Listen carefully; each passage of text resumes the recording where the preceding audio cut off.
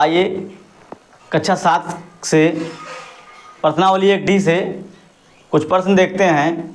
जो है तीसरा प्रश्न है, दो परमीय संख्याओं का योग 8/7 है, यदि इनमें से एक 1/14 हो तो दूसरी ज्ञात कीजिए।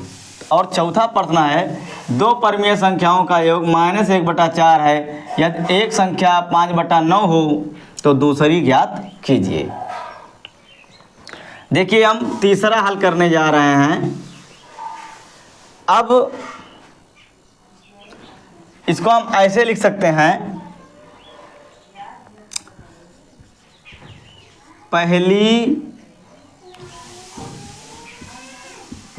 परमीय संख्या प्लस दूसरी परमीय संख्या बराबर हमको कुछ दिया होगा। क्या दिया है? दो परमीय संख्याओं का योग क्या है? योग मतलब जोड़। ये है 8/7।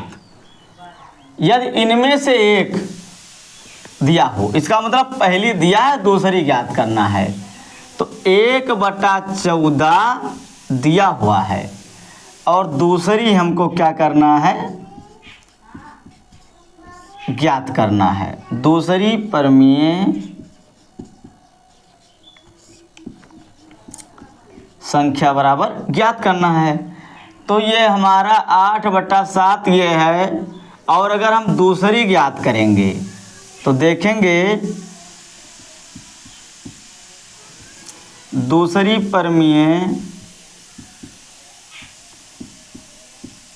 संख्या बराबर, ये प्लस में है तो उधर जाकर के माइनस में हो जाएगा। तो 8/7 माइनस 1/14। अब इसको अगर हम हल करेंगे तो 14 और 7 का लघुत्तम कितना हो जाएगा? 14 हो जाएगा। तो 7 दूना 14 और 2 8 16 माइनस 14 से 14 में भाग देंगे तो 1 आएगा, 1 एक अन्य 1। ये हो जाएगा 16 में से 1 गए तो 15/14 और यही हमारा राइट आंसर होगा, जो है दूसरी परमीय संख्या बराबर। दूसरी परमीय संख्या बराबर। अब हम देखते हैं चौथा प्रश्न। कह रहा है दो परमीय संख्याओं का योग -1/4 है, यदि एक संख्या 5/9 हो तो दूसरी ज्ञात की। सेम इसी तरह है, तो इसको हम लिख लेते हैं। अब देखेंगे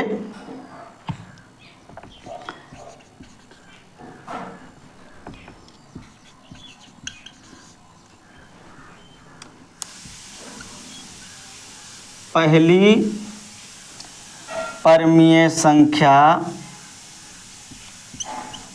प्लस, ये देखिए लिखा हुआ है इसलिए यहाँ परमीय 60 में लिख दिया हूँ।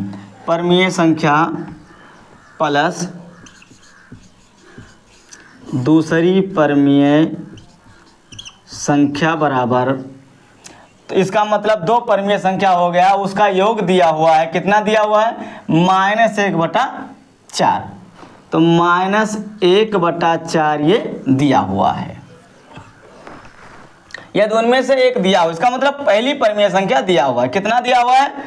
5/9। और हमको दूसरी क्या करना है? ज्ञात करना है। दूसरी परमीय संख्या क्या करना है? ज्ञात करना है। तो अब -1/4 ये है, और अगर दूसरी ज्ञात करेंगे तो ये उधर चला जाएगा। तो पहले यहाँ लिख लेते हैं, दूसरी परमीय संख्या बराबर -1/4, और ये प्लस में है तो उधर जा कर के माइनस में हो जाएगा, 5/9। और 9 और 4 का अगर हम लघुत्तम लेंगे तो ये हो जाएगा 36। तो 4 9 36, तो -9 हो जाएगा, माइनस का चिन्ह तो लगाएंगे।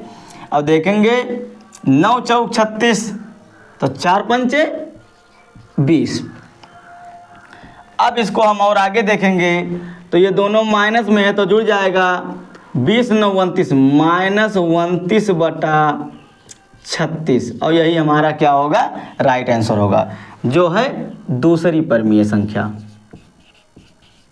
दूसरी परमीय संख्या बराबर।